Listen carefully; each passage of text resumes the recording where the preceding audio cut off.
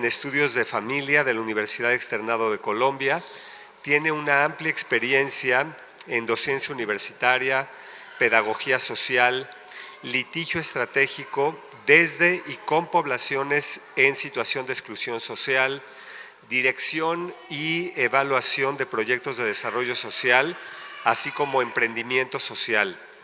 El trabajo de Alejandro se enfoca en el derecho, también el trabajo social, la educación crítica como caminos para la transformación de la sociedad. Y antes de darle la palabra, vamos a leer también otra de las citas de nuestros fundadores, para lo que le voy a pedir a Cristina, que me acompañe aquí, que nos haga favor de leer esta cita. Adelante. Muy bien, muchas gracias. Dice que el desarrollo del potencial en relación con la sociedad y el mundo que rodea al niño y a la niña es una característica fundamental de nuestra fundación. No entenderemos talento como sinónimo de superdotación.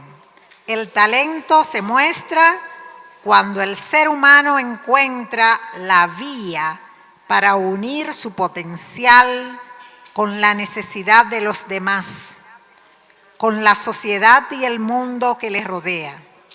Es una cita de Educación para la Paz y el Talento, de nuestros fundadores. Muchas gracias, Cristina. Entonces damos un aplauso y recibimos a Alejandro. Bienvenido. Muchas gracias. Adelante con el uso de la palabra. Muchísimas gracias. Tengo una preocupación muy grande, porque ¿qué puede decir uno después de ustedes? Además de agradecerles el trabajo que han realizado, agradecerles que lo hagan desde lo público, desde la política, que está tan desprestigiada, que está tan caída. Agradecerles que lo hagan desde la naturaleza y finalmente la alusión que usted, señor exalcalde, hizo al tema de la tecnología. Agradecerles. Y a ustedes que están aquí sufriéndome ya esta tarde, preguntarles cómo están de cansancio, cómo están de ánimo, cuánto tiempo me dan para conversar. ¿15 minutos? Por lo menos los 45 minutos en el programa están completamente a tu disposición, y lo que digas, Alejandro. Sí, pero no quiero hacerlo si están muy cansadas y muy cansados. Yo no estoy cansado, así que no me voy a preocupar. Miren, como pensé que iban a estar cansados, solamente quiero ponerles una tarea, dejarles una tarea. Por favor, saquen su lápiz, escriban la siguiente tarea. Vamos a ver todas y todos, Antes que sea demasiado tarde, de Leonardo DiCaprio. Vamos a ver la película. Pero la tarea que les quiero colocar es que la deben ver mínimo con 2 personas. Mínimo con 2 personas. Van a ver la película. ¿Cómo se llama la película? Antes que sea demasiado tarde, de Leonardo DiCaprio. ¿Recuerdan a Leonardo DiCaprio? ¿Cómo no lo va? Un inolvidable en Titanic. Miren, por favor no se les olvide, alcen la mano los que van a ver la película. ¿Y los de aquí no la van a ver? Si la van a ver, no se les olvide que la tarea es que la tengan que ver con 2 personas. Primero, les quiero contar que Leonardo invirtió su propio dinero en esta película, y eso tiene un sentido muy especial, porque había una amiga aquí diciendo que la culpa era del alcohol. Otros podemos decir que la culpa es de la cocaína, que la culpa es del fentanilo. Yo quiero decir, y quería decirle a ella, que yo creo que el responsable es más bien la codicia, que lo que hay detrás de lo que estamos viviendo es una profunda codicia humana, un corazón arrugado, un corazón que es capaz, después de tener $1.000 millones, querer 2.000, 5.000, 20.000, 50.000, 100.000. Una persona que después de tener 100 hectáreas de tierra quiere 200, 500, 1.000. Acaba de comprar una persona en mi país una finca de 90.000 hectáreas. O sea, solo va a poder verla en helicóptero algún día en su vida, ¿no? Nunca vas a ver, ni siquiera a disfrutar su pedazo de tierra. Para mí, el problema de fondo es la codicia. La codicia. Y a veces la vemos en los muy grandes, pero nosotros también tenemos esa codicia y la vivimos de muchas maneras. Así me explico yo el mundo y se los quiero que compartir. Para mí el cambiecito que hay es más sencillo. Es entre un hambre, porque es que además la persona codiciosa sufre un hambre. Siempre quiere más, no le basta nada, siempre necesita más. El disfraz de lo que llaman codicia, ¿cómo sería el nombre hoy para esa codicia? ¿Qué nombre le pueden poner los medios hoy a esa palabra? Para no decirle codicia. Éxito. Éxito. Llámenla éxito y se oye más, tiene más glamour, no es tan, pero es una codicia de aparecer, de ser visto, de tener, de poder. Quería compartir eso con la amiga que se fue y también le voy a poner la tarea. Entonces no se les olvide, vamos a ver la película. Pero en esa película yo encontré primero la generosidad de Leonardo DiCaprio invirtiendo 5 o 6 millones de dólares en una película que él produce, pero además que él tiene una apuesta. Yo le hago propaganda porque él dice que tenemos que verla mínimo 3.000 millones de personas en el planeta. No hemos visto sino 900 millones. Nos faltan un par de miles para que veamos la película, pero ahí vamos. Vamos a verla, van a verla con una persona que quieran mucho y que la quieran mirar. Hay 3 cosas que él dice allí que son para mí supremamente importantes en un momento en el cual pareciera que no hay salidas. Él tiene un programa muy concreto, y es un programa para las familias. Y dice, primera tarea, lo que ustedes puedan hacer por proteger la vida del planeta en su casa. ¿Qué es lo que usted puede hacer en su casa? Concretico, no salga de ahí, en su casa. ¿Qué es lo que puede hacer ahí? Reciclar, economizar agua, cambiar, reducir, reciclar, reusar constantemente. Pero nos pone otra tarea más importante. La segunda dice, salga de la casa y hágalo con los vecinos. Haga algo con sus vecinos. Lo mínimo, siembren un jardín, reorganicen un humedal. La segunda tarea es, haga algo con los vecinos. Siempre hay que hacer un segundo paso. Y tercero, que me llamó mucho la atención, ¿saben qué dice Leonardo DiCaprio? Mire bien a quién escoge. ¿Cómo así que escoge? Usted tiene 2 poderes, el poder de compra y el poder de elegir políticos. Entonces, tenga mucho cuidado con lo que compra. Piense de dónde viene lo que compra. ¿Se cultiva lo que compra usted destruyendo la vida?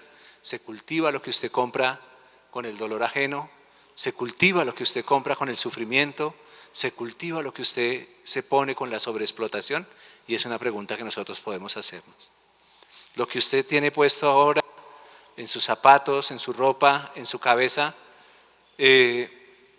¿cómo se cultiva? ¿Lo saben? ¿De dónde llegaron estas fibras que todos tenemos puestas encima? Yo sé solamente de dónde viene esta mochila. Sí, solamente. Hecha a mano por mis hermanos en la Sierra Nevada de Santa Marta, los indígenas. Pero ¿saben de dónde viene su ropa? ¿En qué condiciones la producen las personas que están allí? Es muy importante. Y la segunda, dice, ustedes tienen 2 poderes. Uno, tienen un poder cuando compran. Si nosotros usáramos el poder de compra, modificaríamos los mercados. Porque le vamos a decir a los mercados, no queremos comprar lo que usted está vendiendo cuando viene en estado de sangre, cuando viene untado de destrucción del medio ambiente, cuando viene untado de discriminación, cuando viene untado de racismo, cuando viene producido con el dolor de las mujeres o con el trabajo abusado sobre los niños. O cuando es producto de las armas, o cuando es producto de las armas químicas, o como cuando es producto de la droga, por ejemplo. Podemos comprar nosotros, nos quejamos de la droga, del fentanilo, pero después le compramos a quien se enriquece con él, a sus industrias, etc. ¿Cuántos poderes dijo Leonardo que teníamos? 2. Uno, el poder de compra. Y el otro, que es quizá igual de importante, dice Leonardo, el segundo poder es el poder que usted tiene para elegir políticos. Dice, elijan políticos que defiendan la vida, elijan políticos que defiendan el medio ambiente. Creo que son unas herramientas muy sencillas. Primera, ¿me las ayudan a recordar? Pero la primera es lo que tú puedes hacer en tu casa adentro, en tu casa, concreto. El agua, el cuidado, la reducción, la recuperación, el reuso, concreto. 2, hay que juntarnos con los vecinos. Lo que decía el alcalde tiene razón. Hay que salir de la casa, hay que abrir la puerta, hay que volverles a hablar. Hay que juntarnos. ¿Para qué? Para hacer algo. Y 3, usar nuestro poder de compra y poder de decisión política. Cuando elegimos políticos, tomamos decisiones demasiado importantes. Cuando elegimos políticos para que impulsen un desarrollo sostenible, hacemos un camino. Pero cuando elegimos políticos, por ejemplo, que empeñan un país solo para el extractivismo, estamos tomando una decisión. Miren que es muy fácil, no sé si lo ven ustedes difícil. Es muy fácil. No piensen aquí en izquierda, derecha, amarilla, verde, solo piensen si ese político con su política está impactando la destrucción del medio ambiente. Y les quita el pensamiento político. Es muy sencillo, lo tasan con esa medida. Lo que él propone cuida o destruye el medio ambiente. En mi país estamos en una pelea sobre el fracking. ¿Se puede hacer fracking o no se puede hacer fracking? Cuéntenme ustedes, ¿qué piensan? Y hay que elegir políticos que digan no al fracking. Así de sencillo. ¿Se puede deforestar la Amazonía? ¿Se pueden deforestar los grandes bosques? ¿Sí o no? Hay un político latinoamericano que se llama Jair Bolsonaro. Durante su administración se tumbaron 5 millones de hectáreas de selva amazónica. Todavía se atreve a hablarnos a los latinoamericanos de ética y de política. ¿Para qué tumbaron 5 millones de hectáreas? ¿A alguien se le ocurre para qué? Fácil, para sembrar vacas. Para sembrar vacas. Para alimentar un mercado permanente que yo llamo la carneadicción. La carnicultura es un mercado inmenso que demanda enormes cantidades. Sus cifras fueron muy conservadoras para mí. Yo las tengo un poquito más arriba. ¿Y por qué lo puedo decir con tanta alegría? Miren, una de las cosas más bonitas que a mí me pasó en la vida, además de mi mamá, mi compañera, mis hijos, fue hace mucho, mucho tiempo haberme hecho vegetariano y haber dejado con mucho cariño de participar de la matanza de animales. Lo tengo que decir porque me ayuda, me alegra. Pero cuando ya después entiendo lo que significa no solo matar animales, sino no contribuir al medio ambiente, entonces les tengo que contar que para mí eso es una alegría inmensa. Es una pobreza, porque cuando llegas te enredas, etcétera, pero también es una inmensa alegría el no matar animales. Bueno, Alejandro, pero usted no nos venía a hablar del cuidado de las infancias, entonces, ¿podemos pasar la página de Leonardo DiCaprio? ¿La pasamos? Se quedan con la tarea. ¿Listo? Se quedan con la tarea, la van a ver. Cuando la vean, les pido que se acuerden de este canzón vegetariano viejito. ¿Sí? ¿Por qué? Hay muchas cosas ahí que explican no solo la destrucción del medio ambiente, sino la profunda destrucción de miles de personas a través de ese consumo. No solo la tierra, las personas también. Para algunas personas, como a mi persona, Por ejemplo, eso es un problema también de salud pública, que después se llama cáncer de colon, que después se llama hipertensión, que después tiene unas consecuencias tremendas en las personas. No solo es un tema de deforestación, sino es un tema de salud pública. Entonces, miren por favor la película y ahora voy a pasar al segundo capítulo, que a mí me pidieron conversar es sobre cuidado e infancia. ¿A alguien se le ocurre qué es el cuidado?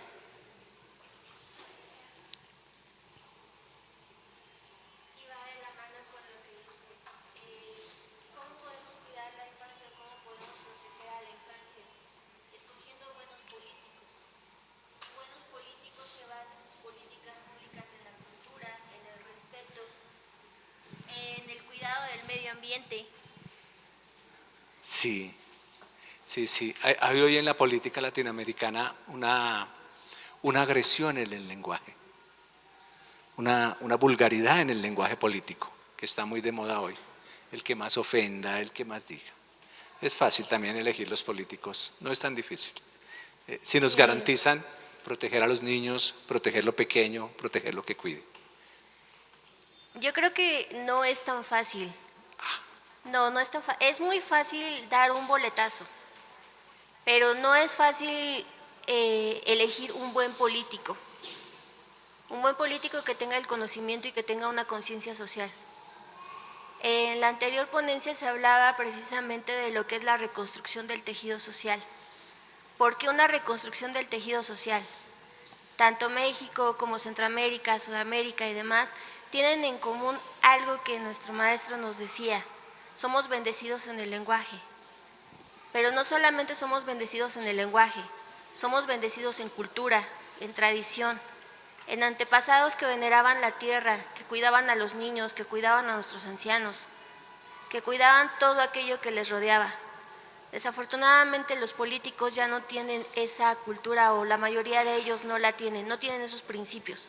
Sí es muy fácil dar un palomazo, eso sí es muy fácil, pero no es fácil tener la preparación como político y que un político tenga esa iniciativa. Al menos puedo decir que trabajé de la mano de un político que se basó en eso, en la reconstrucción del tejido social, de un político que conocía a su municipio, que tuvo esa relación con la gente, con su cultura, con sus tradiciones. Cuando conocemos la cultura y la tradición de nuestro lugar de origen, es cuando realmente nos da la pauta para ser un buen político, porque no solamente vamos por el tema económico o por lo que usted acaba de decir, el yo soy, el éxito disfrazado de codicia. Gracias, gracias. Bueno, ya se dieron cuenta que yo soy profe, entonces les voy a poner una segunda tarea. Para yo no hablar tanto del cuidado, miren, yo escribí ese artículo que se llama A propósito del cuidado como horizonte. Está en un periódico colombiano que se llama El Espectador, ¿sí? Entonces les pido, si lo quieren leer en algún momento, también de tarea se los dejo allí. Puedan leerlo y puedan acordarse de quién lo escribió, que es este Alejandro que lo escribió, ¿sí? ¿Qué dice ahí? Lo pueden buscar a propósito del cuidado como horizonte en El Espectador. Miren, tenemos 3 grandes problemas la humanidad hoy, 3 enormes problemas. Cuando su merced dice no hay políticos buenos, tiene mucha razón, pero ¿cuál es el problema que eso refleja? Eso refleja lo que muchos autores llaman una crisis de desdemocracia, es decir, un deshacimiento de la democracia. ¿Qué significa? Pues lo peor que nos puede pasar, no tener confianza en los políticos. No sé si se da cuenta lo que hay detrás. Lo que hay detrás es que si no hay política no hay democracia. Y si no creo en los políticos significa que no creo en la democracia. Y entonces aparecen un montón de opciones, que no vienen de la política. Aparecen los señores Bolsonaro, los señores Bukele en El Salvador, diciendo que ellos destruyendo todo y haciendo cárceles, haciendo cosas, van a arreglar todo. Es muy peligroso esa desdemocratización. La desdemocratización no significa que la democracia se haya destruido totalmente, significa que dentro de nosotros estamos perdiendo la confianza, la fe en la política, porque la política en última son los políticos, ¿o no? Y al perder la fe en la política, terminamos en manos de una serie de personajes. Teníamos dos opciones antes. La cogían los empresarios. Miren ustedes el continente. Lagos en tan, los empresarios. Hoy tenemos otra opción. Se los voy a decir con el mínimo respeto porque no me merecen respeto. Una cantidad de gente hablando de violencia, de romper las instituciones, de pasarse por encima de la ley, de pasarse por encima de los principios en nombre de la seguridad, en nombre de que nos van a prometer una seguridad y nos van a prometer una prosperidad económica. Mírenlos ustedes, no sé si en sus países haya, en el mío ya hay. Y se está caminando esa manera de ver el mundo. ¿Sí? Entonces creo que la crisis de desdemocracia hace, por ejemplo, en Hungría, que era un país que sufrió muchísimo, construyó la democracia, aparecen unos personajes en el poder rarísimos, casi todos tienen una facultad que son medio actores, son muy histriónicos, tienen una capacidad para enamorar a la gente, pero todos apuntan a que las instituciones no son suficientes para construir un mejor país. Y ahí va. Y hay que destruir el Estado, etc. Primera crisis de desdemocracia. Pero la crisis de desdemocracia es una crisis de destrucción de lo que nos es común. ¿Qué nos es común a la humanidad? Ayúdenme por favor a recordarlo. ¿Qué nos es común? ¿Qué es de todos? ¿Qué es de todos?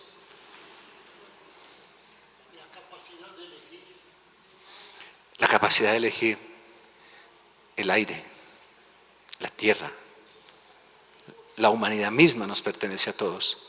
Hay cosas, el agua.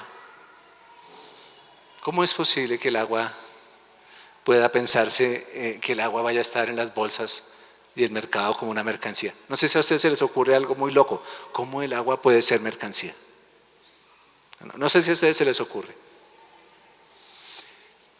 Piensen que mañana traigo unas bolsitas, lo he visto en China, y les vendo oxígeno limpio.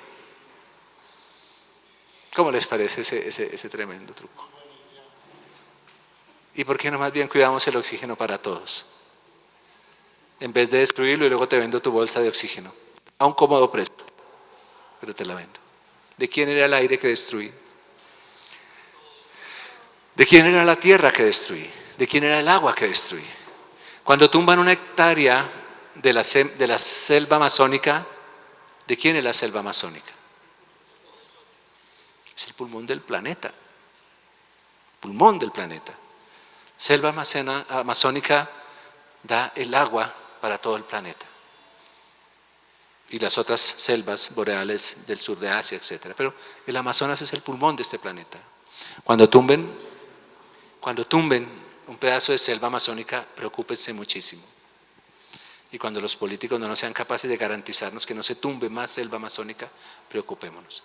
Pero también la selva que hay al lado de su casa, el pedazo de bosque que hay al lado de su casa, el pedazo de páramo, la ciénaga, el humedal, etcétera, no les pertenecen, no son de nadie, son de la humanidad.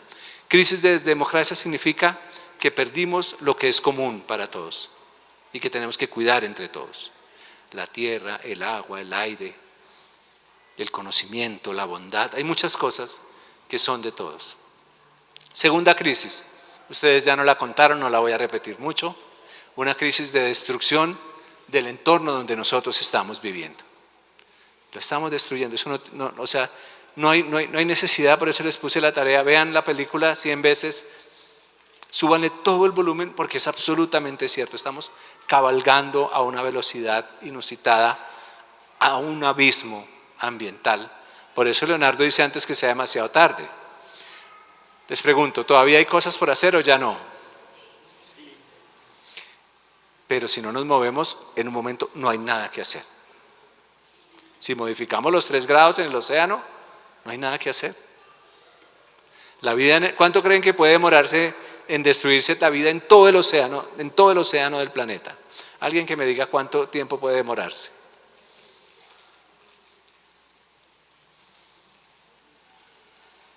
¿Para cuándo está calculado que no haya más vida en los océanos? ¿Nadie se le ocurre? Sí, señora. Sí, señora. Si se llegan a modificar 2 grados la temperatura del océano, se muere toda la vida oceánica. Y claro, le van a vender a uno otras cosas. ¿Qué le van a vender? Vaca. Vaca. Pero a costa de destruir los océanos. Tenemos ese problema. Y el tercer problema es un problema enorme, serio, un desafío enorme para la humanidad, es lo que se llama la disrupción tecnológica. La disrupción tecnológica, el problema concreto de la disrupción tecnológica es algo. ¿Qué significa la disrupción tecnológica? Significa que la tecnología antes nosotros la usábamos tecnología. Lo que se nos está proponiendo ahora es que vivamos en la tecnología. Y eso es un cambio impresionante. Vivamos. Ya no usamos la tecnología para comunicarnos, vivimos en la comunicación tecnológica. Y eso es un cambio impresionante que destruye la persona humana. ¿Por qué destruye la persona humana? Les conté 3 problemas. 1, 2, 3. ¿Alguien se acuerda cuáles son? Los jinetes del apocalipsis. Desdemocratización y los cantores antidemocráticos que van a arreglar todo matando, haciendo cárceles y destruyendo. 2, la destrucción del medio ambiente. Y 3, la tecnomediación. Ahora cojan un hilo y atraviesen un hilito así. ¿Saben cuál es el común denominador? El descuido. La pérdida de atención. La pérdida de atención. ¿Qué provoca la tecnomediación? Pérdida de atención. ¿Qué provoca si a ti te sometemos a un uso de pantallas muy grande? ¿Qué se va a dañar dentro de ti? ¿Qué crees? Mira, la capacidad de atender. Pero la atención es fundamental. Miren, es una virtud humana tremenda, tremenda. ¿Por qué tenemos los ojitos acá adelante y no los tenemos aquí como las arañas? ¿No sería mejor tener 24 ojos sino 2? Nosotros somos seres atentos, que miramos, que vemos, que descubrimos. La atención es fundamental en nosotros. ¿Cuál es el herramienta para enfrentar esa disrupción tecnológica? La atención. La atención, ponerle cuidado al otro, escucharlo cuando habla. Hay un rito maravilloso que yo no sé de dónde lo sacaron, es que llega cualquier persona a un restaurante y pone el celular encima de la mesa, porque seguramente se ve elegante o se ve, no sé qué se verá. Puede haber otro rito. Una vez vi en Holanda una cosa maravillosa, una cafetería que decía: aquí no hay wifi, si quieren hablen. Y yo, por supuesto, aquí no hay wifi. Y era entre 1000 cafeterías la única que decía un aviso muy grande: aquí no hay wifi, si quieren hablen. ¿A qué va uno a una cafetería? ¿O a qué va uno a tomarse un vino? A hablar con el otro, a prestarle atención, a verlo. Segundo, ¿por qué permitimos que se destruya el medio ambiente? Por desatención. ¿Sabían lo del océano? ¿Sabían lo del aire? ¿Sabían lo del agua? ¿El agua es eterna? El agua no es eterna, es un recurso escaso, escasísimo, escasísimo,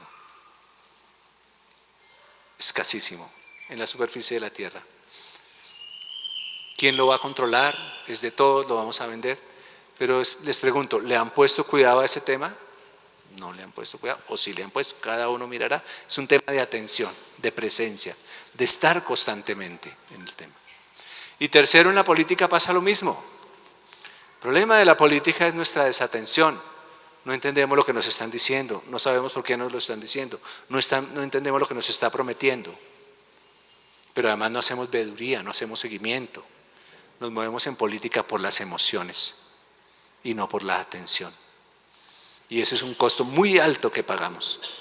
Los latinoamericanos nos movemos en política por las emociones. Nos gusta o no nos gusta el tipo, no nos gusta o no nos gusta la tipa. Pero nunca le hemos puesto atención realmente quién es. No solo lo que dice, quién es.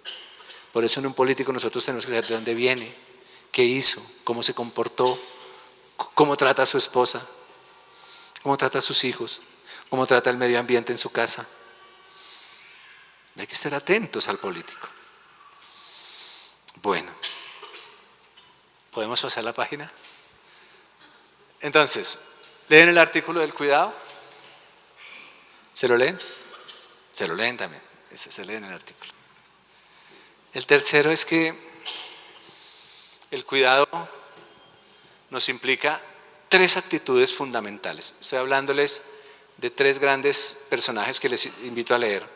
Bernardo Toro, Leonardo Boff, y uno de estos 3 que les va a nombrar es peruano, y Alejandro Kusianovich. Son los inmensos pensadores del cuidado hoy en el mundo, los 3. Uno colombiano, el otro brasilero y el otro peruano. Como dije, Bernardo Toro, Leonardo Boff y Alejandro Kusianovich. Bernardo dice que hay 3 cosas en el cuidado que tenemos que aprender, y les pido que las aprendamos hoy de una. Primero, el cuidado de sí. ¿Pero qué es el cuidado de sí? Los que están atrás, ¿cómo están? ¿Muy aburridos? Gracias, gracias. El cuidado de sí, hay que cuidar 3 cosas fundamentales. Estoy pensando mucho en los jóvenes que hay aquí y nosotros los más viejitos. Lo primero que tienes que pensar, querido amigo, querida amiga, es ¿qué metes en tu cabeza? Es decir, cuidar lo que pensamos. Cuidar lo que pensamos. ¿Y por qué? Pues es fácil. Nos alimentamos de lo que nos viene de afuera y nunca pensamos en que tenemos que alimentar el cerebro. Entonces piensen que leen, piensen que ven. Si el bendito internet está hecho ¿para qué? ¿Para comunicarnos? ¿Qué se mueve ahí?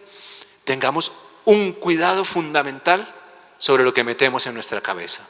Miren, no sé cómo subrayar, quiero subirme aquí encima del asiento, no sé qué hacer para que no se les olvide que si no cuidamos lo que metemos en la cabeza nuestra, pues no podemos cuidar el resto.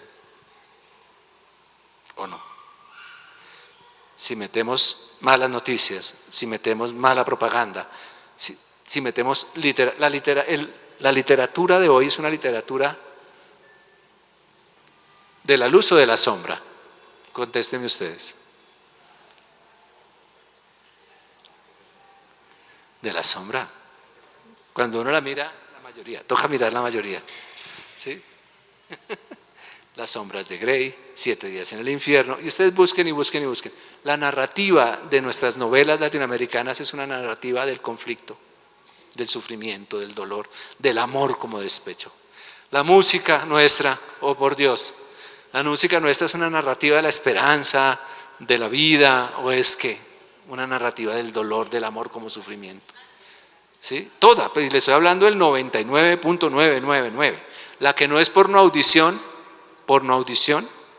como el reggaetón y esas otras pseudomúsicas, ¿sí? Porno audición, porque es pornografía emitida por música y que la tienen que escuchar nuestros niños y se las ponemos a escuchar. La que no es porno audición es despecho. Búsquense qué porcentaje no nos habla de eso, por favor, y ustedes me lo dirán. Despecho y amor como sufrimiento. Entonces, primer punto, no se les olvide, ¿qué meten en su cabeza? Segundo punto, ¿cuál será? Por favor, pregúntense qué meten en su cuerpo. Para cuidar mi cabeza tengo que saber qué pongo dentro de ella.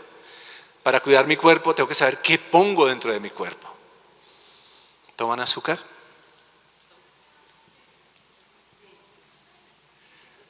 ¿Toman estimulantes? ¿Toman sedativos? Miren, hay un tema muy importante hoy, sobre todo para ustedes muchachos y muchachas que están allá atrás. Se están de moda las bebidas estimulantes.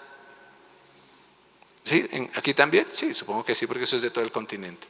Bebidas speed, etcétera, que te aceleran y que te permiten. Si tú te tomas muchas de esas bebidas, ¿qué te pasa en el cerebro y en el cuerpo? ¿Te haces más rápido o más lento?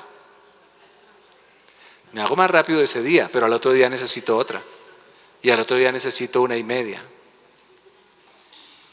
¿Sí? Segundo, Si yo estoy muy acelerado, después me tengo que tomar algo que me calme. Desde la valeriana hasta la aspirina, hasta no sé qué, y todos los opiáceos. Una trampa tremenda para nuestros muchachos. Los opiáceos, la marihuana, etcétera, producen un bajonazo terrible en el pensamiento. Dos cosas. Sálganle corriendo a todo lo que se parezca a la marihuana porque nos duerme. Pero eso no solo es la hierba, hay muchas otras cositas que nos duermen. Y sálganle corriendo a todo lo que nos estimule como la cocaína, porque también nos mata. De ahí bájenle al Vive 100 y todo lo que quieran, y de aquí bájenle a un montón de cosas. ¿Qué meten en su cuerpo? ¿Qué alimentos meten en el cuerpo? ¿De dónde vienen los alimentos que ustedes producen? ¿Hay trigo? ¿Siembran trigo en el Perú? El trigo se dejó de sembrar en América Latina hace unos 30 años. Y sembramos poquitico. Sembrábamos todos estos altiplanos, se podrían sembrar de trigo completamente. Son muy buenos estos altiplanos para el trigo. No sembramos trigo. Algún día pregúntense por qué no sembramos trigo. ¿Sí? La proteína más grande de ustedes, los mexicanos, ¿cuál será? Tenemos 2 proteínas maravillosas que nos dieron al mundo. Todos los frijoles.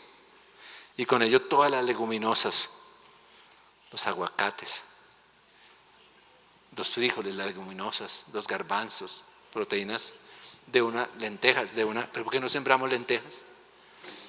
¿No se han preguntado? Pregúntense qué ponen dentro de su cuerpo. Súper importante, súper importante.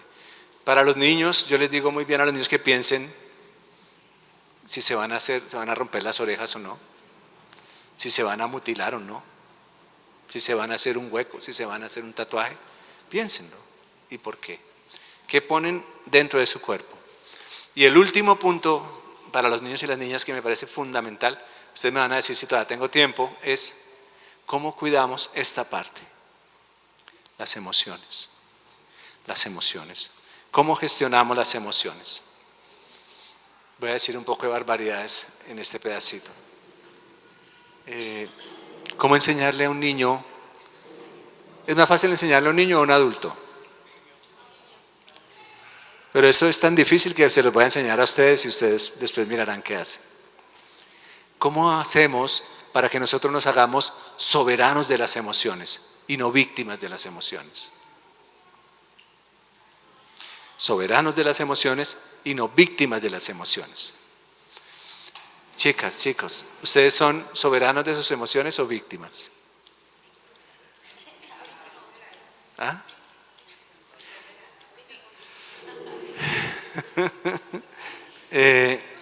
Hay 3 cosas que hacer. Una, gestionar unas emociones muy movidas, el odio, la envidia, la rabia, la violencia, la codicia. Son emociones, no son ideas, son emociones. O sea, tú sientes que lo haces. ¿Cómo se gestionan esos asuntos? Es complejo, pero la verdad, una de las cosas más importantes es aceptar que las tenemos y no ponerlas a vivir en el otro. Y no culpar al otro por mi codicia, y no culpar al otro por mi envidia. Asumir que las tengo y que como las tengo, tengo que encontrarlas, mirarlas, reconocerlas, abrazarlas y por supuesto, dejarlas ir. ¿A un niño le puedo enseñar eso?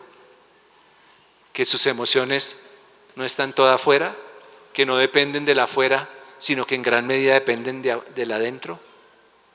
Y que si le doy poder, por eso hablo de soberanía, tema político, para pensar sus emociones, para reconocer sus emociones, para gestionarlas, le estoy dando un poder enorme, porque el que gestiona sus emociones, después no lo mueven con las emociones. ¿O sí? Es más difícil que nos muevan con las emociones. No vamos a ir a matarnos en un partido de fútbol. ¿Por qué se mata uno en un partido de fútbol? Cuéntenme ustedes. ¿Cuál es la gracia? Sí, voy con una bandera de fútbol o de política, pero ¿por qué me hago matar por una bandera? Por un desborde de las emociones. Eso es emocionantísimo. Pero realmente se beneficia a alguien de mi desborde emocional, el dueño del equipo de fútbol. ¿Sí? Gestionar las emociones es posible. Bueno, dije, ¿cuáles son las negativas?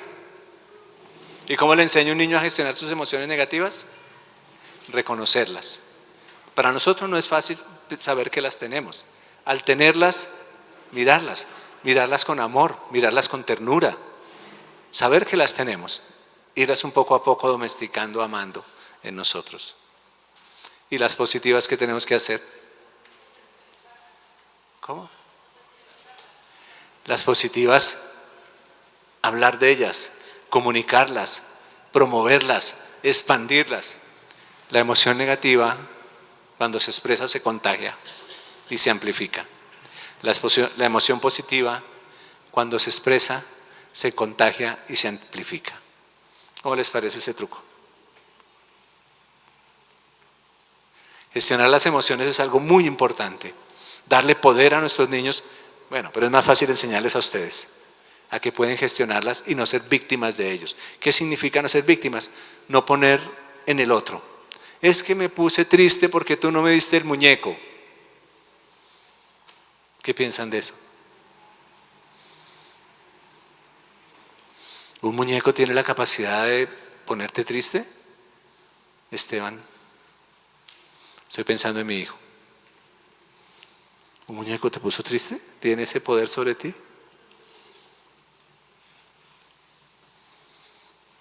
No, es que yo quiero. Y todo lo que tú quieres es importante, es bueno para ti. Es que me gusta. Le digo yo a Esteban, sí, chévere que te guste. ¿Y qué? ¿Y qué que te guste? No, pues es que me gusta. ¿Y qué? Hay gente que le gusta el alcohol. Hay gente que le gusta caminar sobre vidrios. Hay gente, ¿y qué? Las emociones es muy importante que reconstruyamos una soberanía en los niños. ¿Cómo no alimentar eso? 2 puntos. Nuestra atención no se puede fijar en las emociones negativas. Recuerden que todo es un problema de atención. Una atención a sí mismo que implica qué estoy metiendo en mi cabeza, qué estoy metiendo en mi barriga y qué estoy metiendo aquí en lo más profundo. Amiga.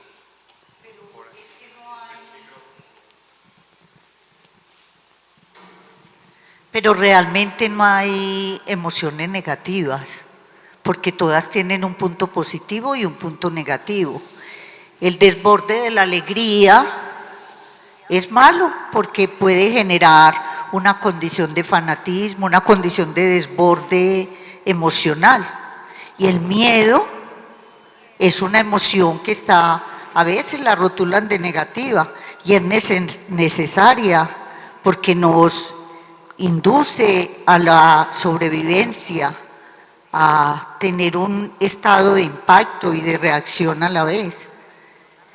El enojo, que también es considerado como una emoción negativa, es necesario porque si tú no lo expresas, el problema de las emociones no es que sean positivas o negativas, el problema es el desborde en la emoción, el desborde, porque si la emoción no se expresa, psicológicamente está demostrado científicamente, si la emoción no se expresa, se vuelve una patología, o un síntoma psicológico o un síntoma físico. En múltiples investigaciones y en intervenciones clínicas, siempre las emociones dan cuenta de lo somático, del cuerpo. Algo pasa con el cuerpo. Yo como psicóloga he trabajado y he descubierto en clínica, que llevo haciendo clínica 37 años, que detrás de muchos cánceres hay un no perdón por un aniquilamiento, una inhibición o una represión emocional. Las emociones es necesario manifestarlas y no las podemos clasificar de positivas y negativas, siempre hay que manifestarlas. Gracias. Gracias, muchas gracias. Yo creo que que esta intervención, discúlpeme, le hago porque quiero contestarle, la ira, la codicia, muchas emociones sí son negativas, desde mi perspectiva, ¿sí? Se lo quiero presentar, pero también lo quiero afirmar. Voy a cambiar la palabra gracias a su intervención. Hablemos del cultivo, ¿sí? ¿Cuáles cultivamos y cuáles no cultivamos? ¿Le parece que así solucionaríamos o todavía no? Segundo punto, yo no hablé de represión de emociones, dije de gestión, que es distinto a negarla. Por eso dije que la emoción hay que verla, observarla, reconocerla, abrazarla, amarla. No hablé nunca de represión y estoy de acuerdo con usted, ¿sí? Bueno, le pido que me permita tener esa opinión, ¿sí? Y voy a tener de acuerdo su inquietud. Es para mí muy importante que sí pensemos, para mí, para Alejandra Martínez y para su trabajo, ¿sí? Y quiero decir algo que es muy importante. Estamos en un momento, este contexto provoca un desborde de las emociones y estamos en una sociedad que explota las emociones y que explota las emociones y las volvió mercancía. Por eso hay compañeros aquí pegados al Facebook, están pegados, porque lo que más se mercadea en este tiempo son emociones.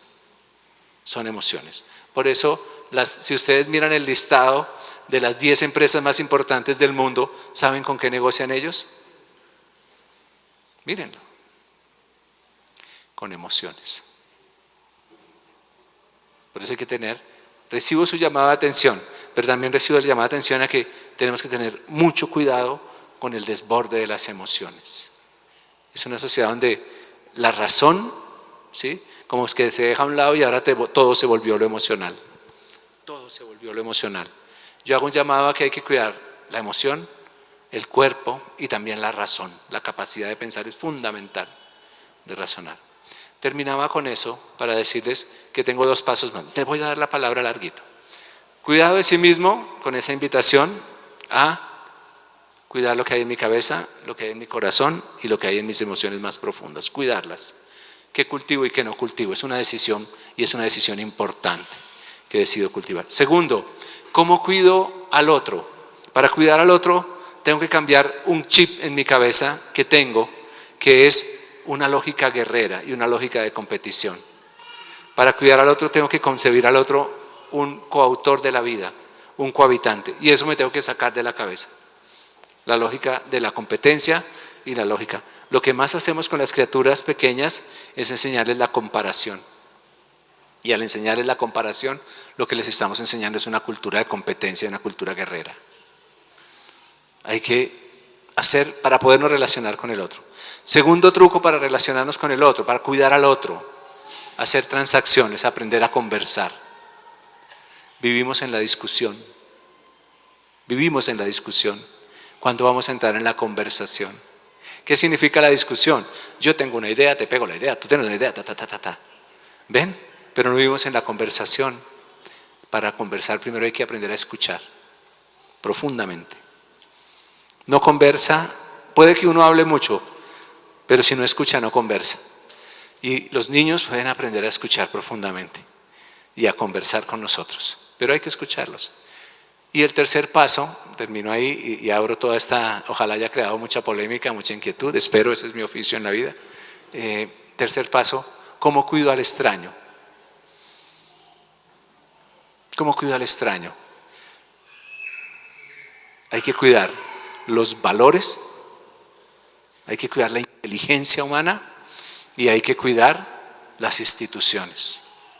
Si no cuidamos las instituciones no puedo cuidar al extraño. ¿Qué quiero decirles con el extraño? ¿Cómo cuido a un señor que se rompió una pierna y no es mi amigo ni es mi vecino? ¿Cómo lo cuido? Cuidando el sistema de salud. ¿Cómo cuido al niño que no conozco pero que va a vivir dentro de 30 años? Cuidando el agua, se la envenenó hoy. Hay que cuidar las instituciones, hay que cuidar los valores y hay que cuidar un mediador de todo esto que es la inteligencia humana. el entendimiento. Hay que cuidar muchísimo eso. Y es posible educarnos con los niños en esas tres cosas, en el cuidado de sí, en el cuidado del otro, pero ojo, más difícil el cuidado del extraño. Por eso les invité desde temprano a pensar en clave de democracia, de medio ambiente y de qué hacemos con la tecnomediación para que no nos haga daño. Hasta ahí era mi intervención. Perdóneme, maestro, que no le pude interrumpir. Muchas gracias. Gracias, Alejandro, le agradecemos. Vamos a pasar a algunas preguntas. Primero ya tenemos aquí a Heriberto, adelante. Gracias. Primero que nada, un comentario con todo el respeto para usted. Muchas de las conductas que los seres humanos tenemos, muchas de las emociones, se justifican aparentemente porque científicamente está comprobado, cuando en la realidad ese es un engaño hacia todos nosotros los seres humanos. Yo considero que debemos de profundizar en esas cuestiones, y para ello considero que debemos de conocer cuáles son los principios que rigen el universo. Y uno de los principios es: a toda acción una reacción igual y de sentido opuesto. Y eso no nada más es en la cuestión física, es en todos los aspectos de la vida humana. Y si nosotros generamos ira, se nos va a devolver ira. Si generamos generosidad, se nos va a devolver de generosidad. Entonces es muy importante que profundicemos en el acontecer de nuestro ambiente general, de tal manera que efectivamente, si hay el otro principio es la polaridad, y sí, efectivamente hay dos aspectos, ¿verdad? Pero nosotros tenemos la capacidad de pasar de un polo de la polaridad al otro polo, y eso es lo que él nos está recomendando. No está negando que no haya una emoción inadecuada. Lo que nos está recomendando es que manejemos ese polo hacia el otro polo, que eso es lo que, y que finalmente eso es lo que nos va a dar buenos resultados en nuestra vida personal y en nuestra vida social. Y con esto concluyo, porque si no me sigo. Yo creo que es muy importante compartir las ideas y las diferentes opiniones, pero por lo que yo escuché, las participaciones y toda la exposición de Alejandro y la participación de Gloria Eugenia, creo que estamos hablando, o sea, hay una coincidencia en los puntos de vista. Creo que a lo mejor son diferentes las palabras que se están usando, pero estamos coincidiendo en ese manejo, esa gestión que hay de las emociones, ¿no? Y cómo se puede tal vez no etiquetarlas, como decía Gloria Eugenia, pero sí el hecho de gestionar, ¿no? Porque las emociones, yo también coincido en que no hay ni buenas ni malas, sino que son las que están en la vida. Y todos vamos a tener a veces enojo, vamos a tener pena o vamos a tener grandes alegrías o mucha felicidad. Pero lo importante, y que lo está diciendo también Alejandro, es cómo lo vamos a gestionar, cómo lo podemos manejar, ¿no? Entonces eso también para considerarlo. Y Alejandro, no sé si quieras decir algo para el cierre, sí, porque estamos ya con el tiempo. Pues miren, yo quiero disentir de algunas cosas. Yo creo que hay cosas en mí que son oscuras. Hay cosas en mí que son oscuras, que no están trabajadas y que no están iluminadas. Así de sencillo les tengo que decir. Y yo sí creo que hay cosas en mí que son negativas. Pero no es malo. Entonces, ¿no? El camino, y lo propuse, el camino no es el juicio, el camino no es la represión, el camino no es el ponerlas en un altar, como han hecho ciertas maneras de pensarlo. Para mí hay otro camino, ya se los conté. Yo les conté el camino. Hay que reconocerla, hay que abrazarla, hay que amarla. Es un camino. Pero negar que existe en nosotros el mal, que existe la sombra, que existe la duda, que existe, porque al negarla en eso la negamos también en el mundo. Y cuando la negamos dentro de nosotros, pensamos que es, voy a usar una palabra que puede parecer religiosa, pero es así. Es como si no se pudiera redimir mi oscuridad. Cuando yo creo que mi oscuridad se puede redimir, puedo creer que el mundo se puede redimir también. Es un camino distinto. A veces se niega, todo está bien, todo lindo, no hables mal, no hables nunca mal. Eso es un camino. Digo, sí, hay sombra, hay oscuridad, hay vacío, hay herida. En mí, y no estoy hablando de los demás, solo de mí. ¿Qué quiero con eso?